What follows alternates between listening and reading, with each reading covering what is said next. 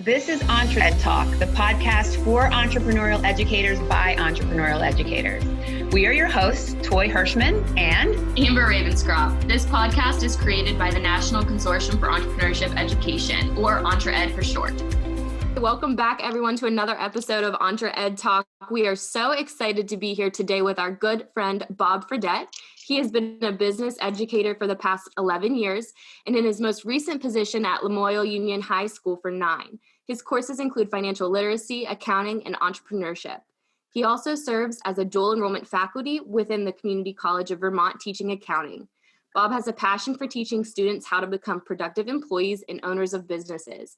At Lamoille, he has created and developed a vibrant entrepreneurship program where students are engaged in the complete process of creating and developing a business. From producing a product to marketing and financial reporting, students are immersed in the businesses they operate. Prior to teaching, he operated and managed multi-purpose health club facilities and brings this real-world experience into his classroom. And we are super pumped because joining Bob is senior Jake Randall, who has participated in the entrepreneurship program at Lamoille for the past 2 years. Jake operates the royalties business and has led his team to over $13,000 in sales. Hi, guys. Hi. Hi. We're so excited to have you here. Bob, I know we have a lot to talk about and a lot to dive into, but we like to kick it off by asking our guests, and particularly the educators that are in this space, to talk about their own journey in entrepreneurship. So can you dive a little bit into that and what brought you to teaching? Well, I started in the health club business after I graduated only because the physical education space was so busy. There were no jobs available, and the opportunity for the health club business came up, and I, in that process, was able to learn a lot about business. And we were really considered individual entrepreneurs by the owners. And that's where a lot of the financial and planning part of what I know today all came from those experiences. And after the 14 or 15 years of time, I was able to become a manager of multiple purpose facilities and really did everything. But it was time for me to get back to teaching. And that's what I really always wanted to do. And it just so happened that a business job was open. I was able to at least get my foot in the door a little bit to teaching. And then the opportunity came 2 years later at Lamoille, where I was able to really grow. I think this is kind of interesting because you teach a bunch of different things. You teach financial literacy, accounting, and also entrepreneurship. When we meet with teachers, a lot of times it's hard for them to understand that entrepreneurship is something for all students, not just for ones taking those kinds of, strict business types of classes. Can you share a little bit about what you do in the more traditional business ed classes, and then compare that to what you do or able to do in your entrepreneurship class? The financial literacy course, I use a lot of simulations. We dive into opportunities for kids to make decisions in the process. It's not just about learning how to balance your checkbook, but then getting them in positions in these simulations where they have to determine what happened to the checkbook and where the money's missing. Accounting is pretty much more of a straight type approach to teaching. It's about the financial flow of money through a business, and it's very curriculum driven. And I have to say that our entrepreneurship program has really changed in the past 2 years. It really wasn't an entrepreneurship program. It was the traditional business plan program is what I guess the best way for me to describe it. We followed, the contents of the business plan, and that's what you learned. And then they presented their business plan at the end. And now this is learning business concepts with your hands on the product. Yes, we have some times during class where we talk about financial management or how to market or things like that, but they're very brief. What drives us is kids making things and learning along the way. So we're teaching business concepts through the process, rather than taking a curriculum and teaching them the concepts. And I think that's really the big difference. And that's why kids really enjoy this type of class, because they don't want to sit in a theory-based course. They want to put their hands on stuff. I can see, who does, right? I can see Toy's head like, okay. Here we go. So what caused the shift? Why? I mean, 2 years ago. So like, why? I was approached by a teacher in school here who met the Ed Corps in the Real World Scholars Program, and that's where we got the money. And I really try to communicate that don't let barriers get in your way as a teacher. Find a way to overcome that barrier. It doesn't take as much money as you think. All it takes is a little seed. From there, it will eventually grow. And it just might take a little while. It took us really about a year. And if it wasn't for Jake and his crew building the t-shirt business, that was the impetus to the trampoline that occurred after that first year of doing business, because people were seeing the products they were making. Kids were wearing shirts. We were doing all kinds of jobs for all different kinds of groups in the school. And the kids started seeing that and they were like, I want in. It's just been a real exciting time here. I love that you said that. Could you just repeat that whole thing all over again very loudly? I'm not going to make you do that. We can loop it back around. Okay. That was amazing. I want you to repeat it because it's worth repeating. That is something that a lot of our educators really need to understand, is that one, there are going to be barriers. And two, it's going to take a little bit of time to get some momentum, especially when you're a lone ranger in a school. And we try to elevate our teacher leaders in our schools too, and try to encourage them, because once you have to get it going and you get that visibility out in the world, in your school world, and that's what really starts to make things happen. But there is it is just like an entrepreneurial journey, right? It's the same thing. Once you get visibility and you get some traction, then it just, like you said, it trampolines from there. I love that term. Yeah. That's incredible. I'm glad that you said that. That's something that I think our audience really needs to hear, because they get frustrated. I just had a teacher contact me last night, frustrated for the same reason. She hit a huge barrier in trying to get her project going. And so I'm going to send her the podcast. Well, I think now's actually an appropriate time, Jake, because we already you spearheaded this. You talked about how his business really coming to life kind of kickstarted this whole movement. So Jake, can you tell us a little bit about your business and why did you, I'm assuming it's an elective course. So why did you pick it in the first place? Well, I kind of picked the course because I was taking Bob's financial literacy class in my 10th grade year. And at the end of the year, he told me that he teaches this business startups class and that he wanted me to take over this t-shirt business, which at the time had made only one sale. And then so starting my junior year, I kind of took it over with one of my classmates. And then from there on, we slowly just built up. Then really in the second semester of last year is when we kind of took off. That's awesome. So you were you were thrown in for sure. That's awesome. Yeah, a little bit. How'd you grow it? How did you get it to where it is today? I mean, you had one sale. Yeah, I mean, we kind of started with our community. So we knew that being in a school, we had the benefit of there being a bunch of clubs and events hosted by the school. So we started off by kind of accessing them and did it for sports teams. I'm a basketball player, so I used my connection with that. And then that branched off to other sports and then eventually other schools around us.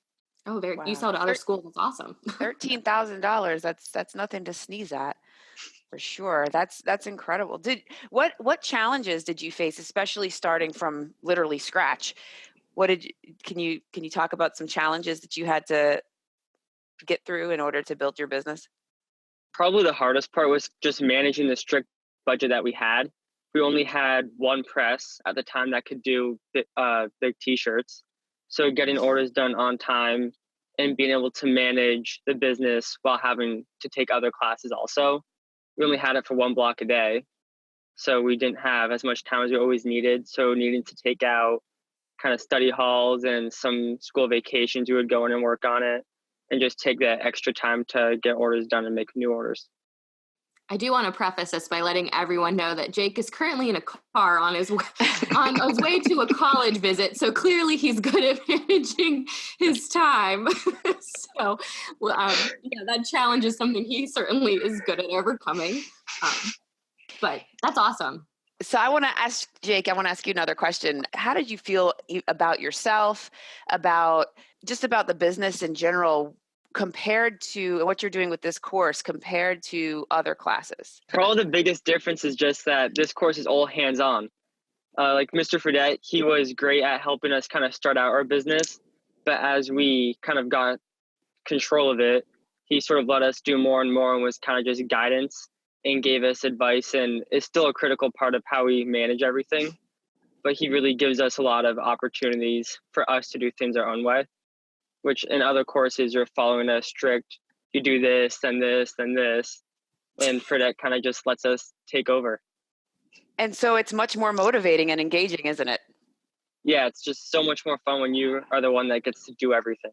Hallelujah. We talk to teachers that teach all different subjects, not just entrepreneurship. And part of it is bringing some of this, maybe not, starting a business specifically in a math class or an English class, but bringing some of this experiential, like the hands-on real world stuff where your English class now makes sense how it applies to your life and your math class. And I'm glad that you said that, because that's something we think can be across the board. We've seen it in schools across the board. So Bob, keep getting out there and encourage those teachers that aren't teaching entrepreneurship to follow in your footsteps, because that's what kids need.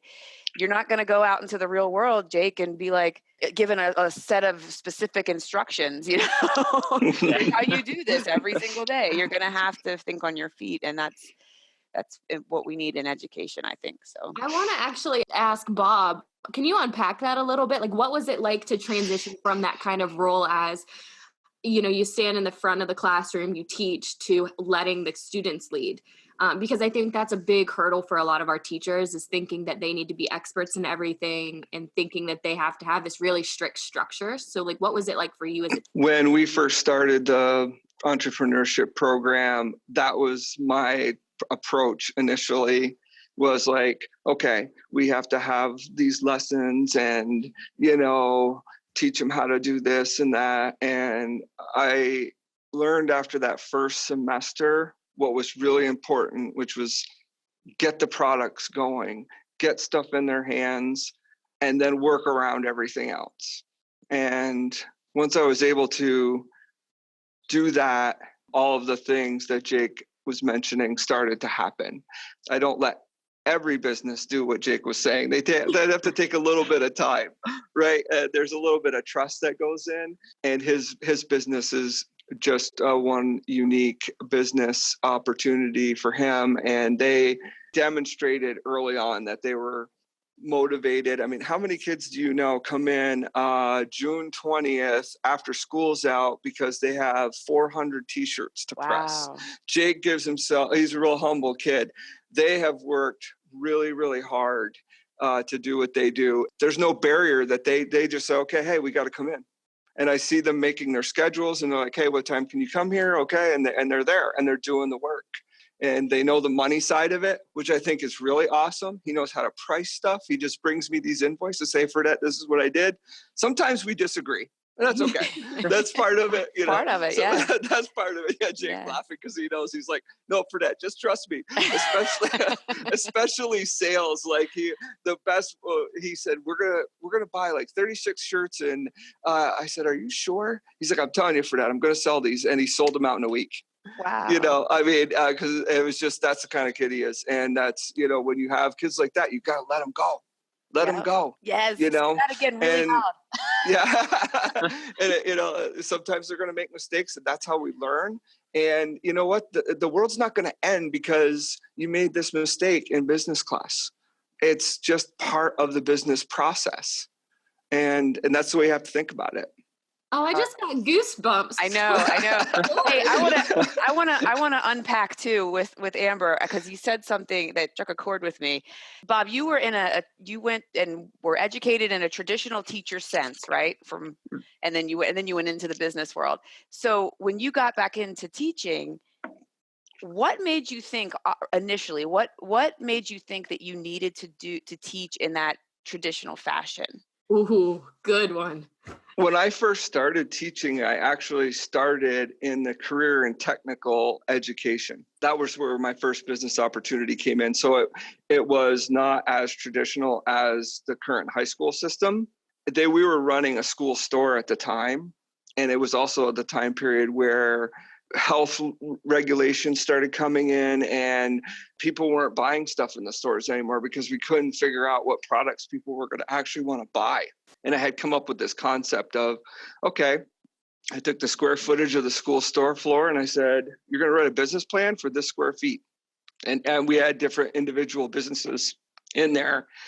And then this job opportunity came in and it became more traditional. Like you have, accounting and financial literacy, and you have computers.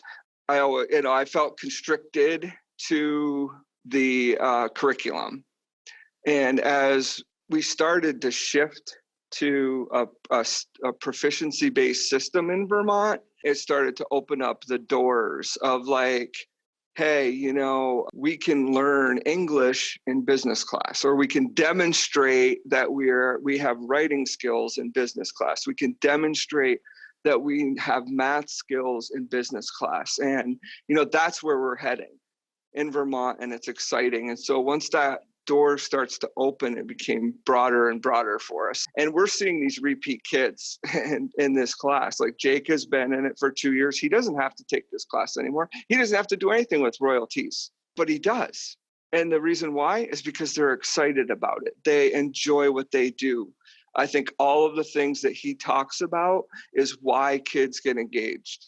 But we have to give them that opportunity, and that requires letting go of what we think is education and allow them to educate us and them at the same time. I learned stuff from Jake. He learned stuff from me. That's why I think it's so exciting.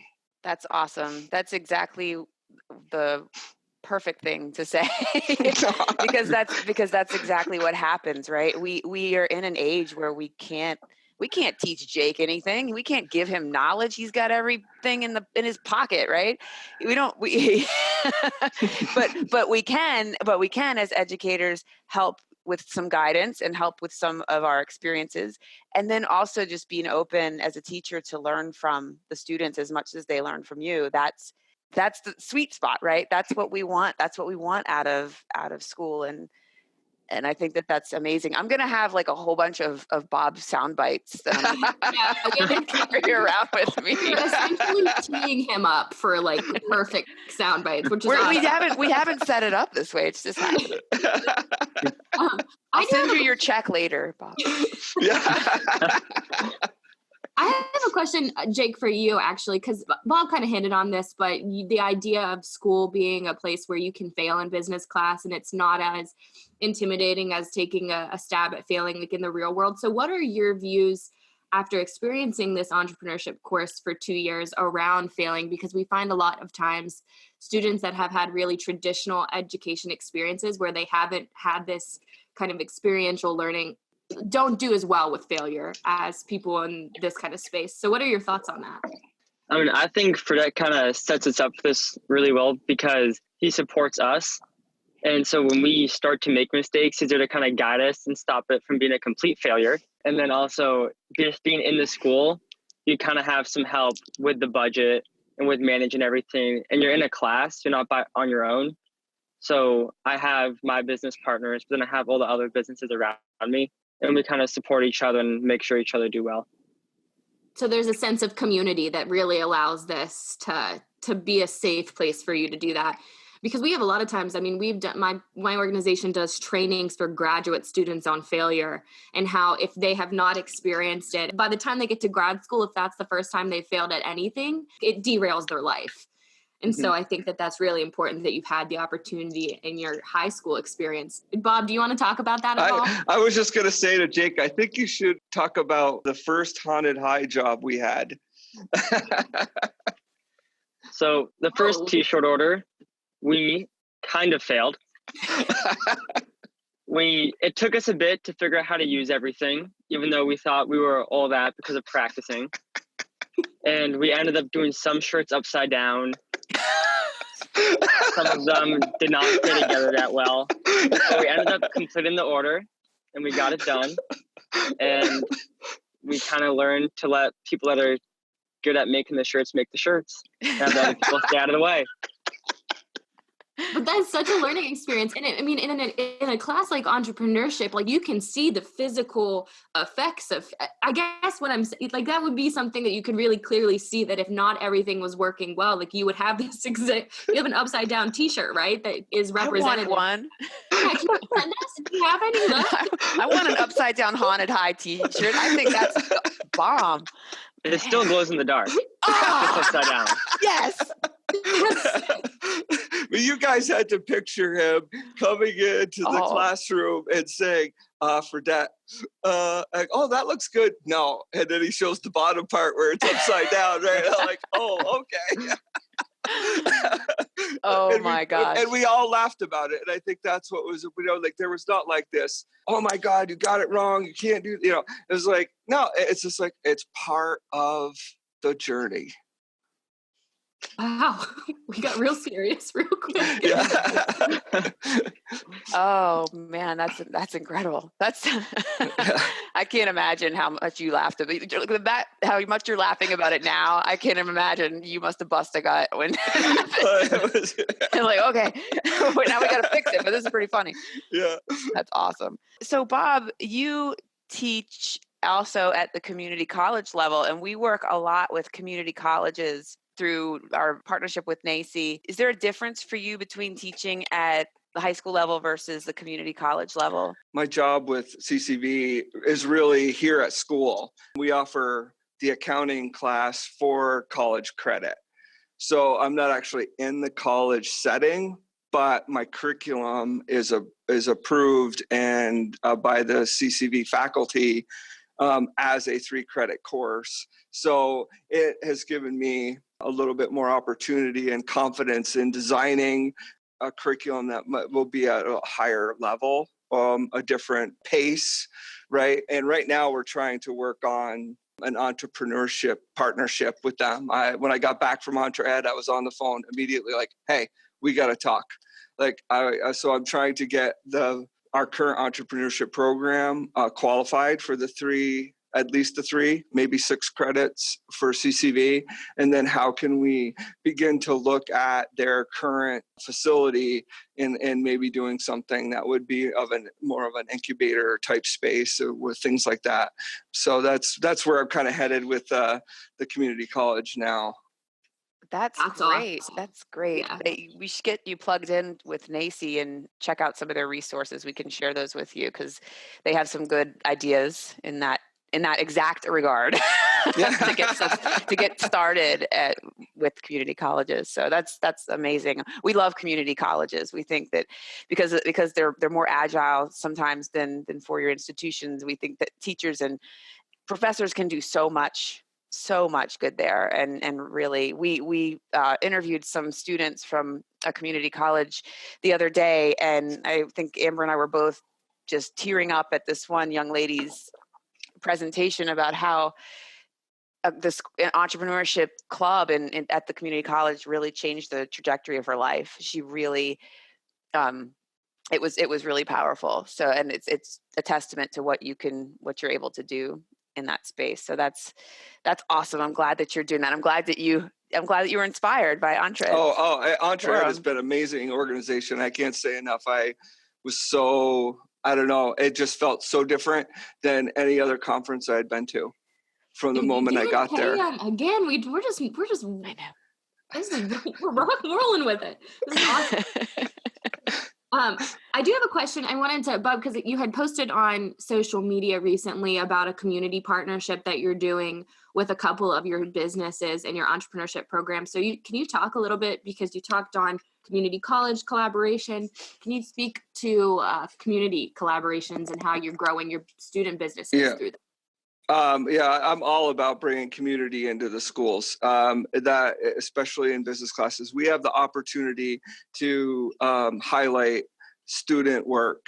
And so I try to take every opportunity I can, whether it's bringing in the bank to meet kids, to meet their businesses. A recent one was with Butternut Mountain Farms, and we're making a granola bar product. It's the first time we're making a food product, and they need honey.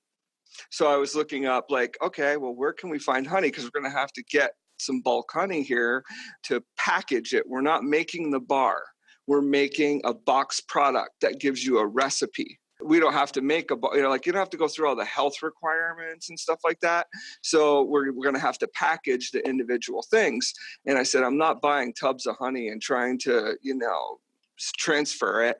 So I found Butternut Mountain, and there was a sales email, and I was like, well, go ahead. I'm really good at that. Just go ahead, try it. And they responded. And I was like, oh my God, next thing I know, I'm on the phone talking with somebody who was the wrong person, but she said, I know who to talk to. I said, great. And, they're going to supply the honey for the boxes. And they're coming on November 7th for a tour of all the businesses. And then she said in the email, I'm bringing a couple other people because we'd like to talk about a retail display. And I went, oh my God, you're like thinking the same way I do. So now we're going to have a retail display, hopefully, but we're going to have an opportunity maybe to have a retail display outside of the school. Jake has been waiting for this. We've all been, so just an opportunity. That's why we have to just keep going and don't let things get in the way. If all the stuff will come into play if we just keep going. So you're going to are you going to have a retail location somewhere for the, they have a retail store right now. And so we're going to be looking at hopefully a space where all of our products will be displayed. I'm sure Jake will be excited to get some, different types of shirts out there. We do a lot of like Lamoille Union High School stuff, right? And this will be a chance for us to do like Vermont t-shirts or, I was going to say, you could tap into tourism. That's awesome. Right. Amber, he can do our t-shirts. We have a t-shirt idea. We have an order for you. Okay. That's the idea.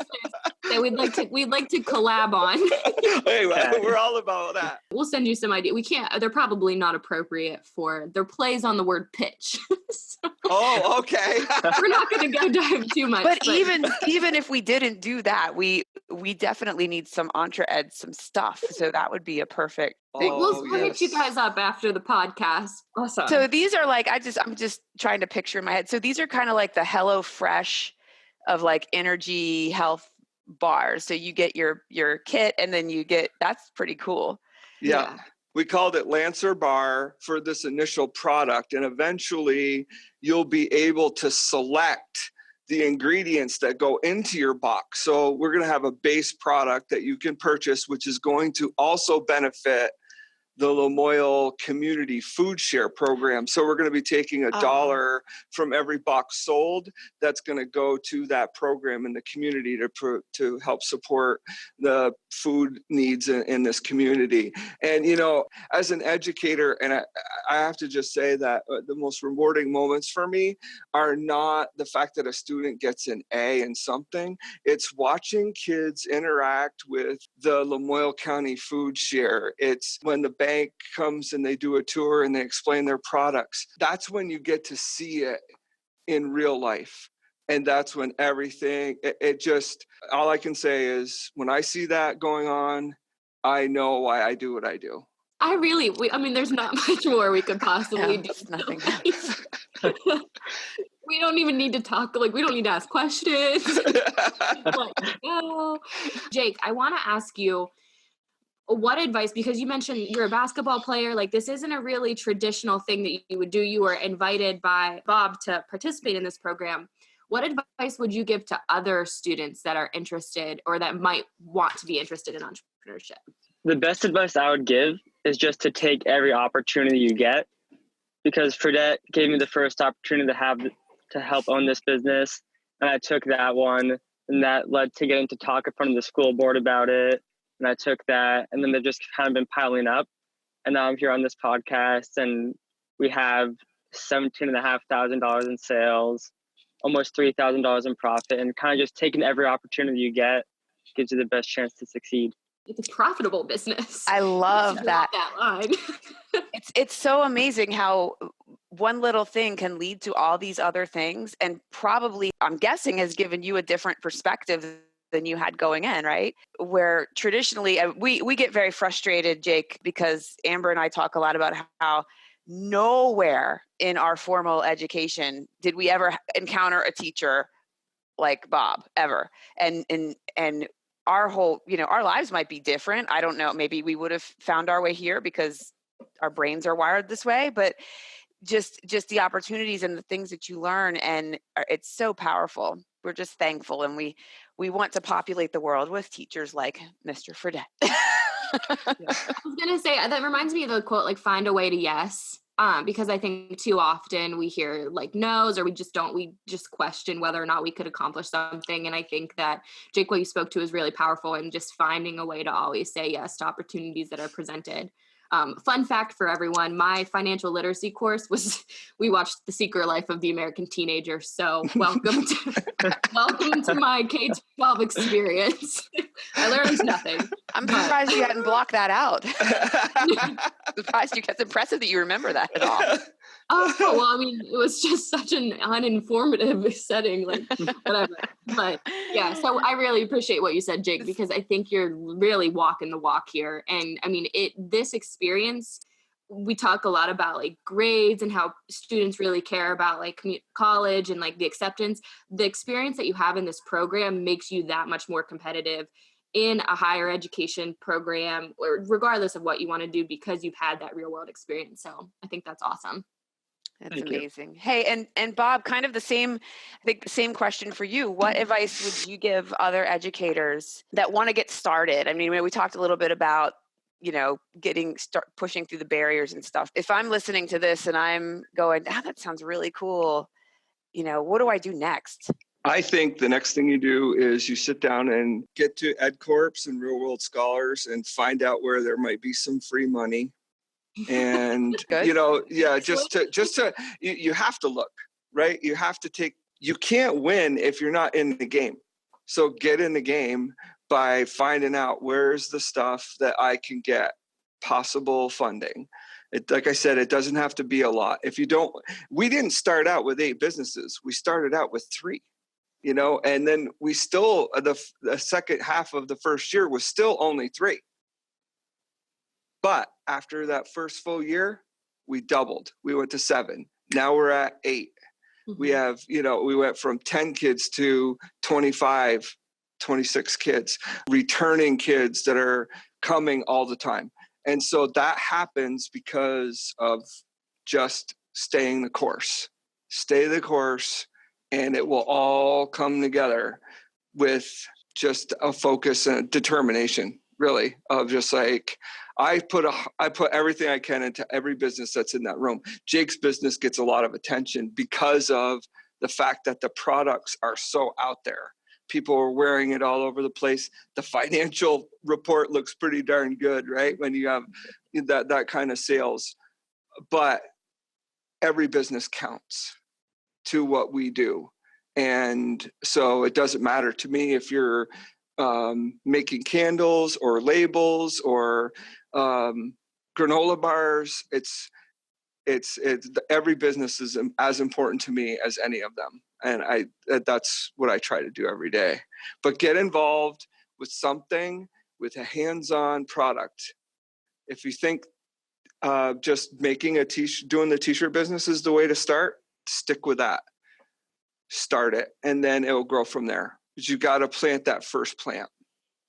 I'm getting like a Field of Dreams vibe, like if you build it. I'm a baseball guy, so. There you go. No, well, thank you both. This has been, extremely rewarding. We really didn't have to tee up any of these conversations. They just kind of happened, which is awesome. And Jake, best of luck today. Enjoy your tours. And we're just really thankful that you took time out of your day to speak with us as well as Bob. So awesome. Yeah, thanks for having me. Yeah. So how can people connect with you to learn more from you? It can be Twitter, however you think would be best to reach out to you to learn more about your program. You can reach out at bfredette20 on the Twitter line, and it's Lemoyle Union High School in Hyde Park, Vermont. and you'll find our information online as far as the school is concerned and how to reach me there. Jake, what about royalties? Yeah, how can we learn? How can we buy t-shirts? We have a website. It's royalties.luhs. And then we also have an Instagram that is royal.tees_LUHS. All right. They're on the Insta. Okay. Very cool. Well, we're excited, and we'll definitely drop the contact information as well when we publish this. But this has been so rewarding for us. Oh, For us too. Happy to have you. This is great. I knew I was going to be smiling the whole time, though. I knew going in because it was Bob. I know, he's just so, like, your energy is honestly just, it's palpable. So, which is good because we want educators that are excited about the work that we're doing. And every time we talk to somebody in this space, we can see that. So we're just appreciative. Awesome. Well, thank you both so much. Yeah, thank you too. We really love this. This is amazing. Yeah. I always hate to say goodbye to you guys. That's the thing. I'm like, I felt this way when I was in Kentucky. Like I'm leaving early and I didn't want to leave. And I'm sitting on the plane and I'm like, why am I leaving? No, it's not goodbye. This is the creation of community. Until next time. Until next time. Okay. All right. Well, thank you both and have a great day. Oh, thanks. Thank you.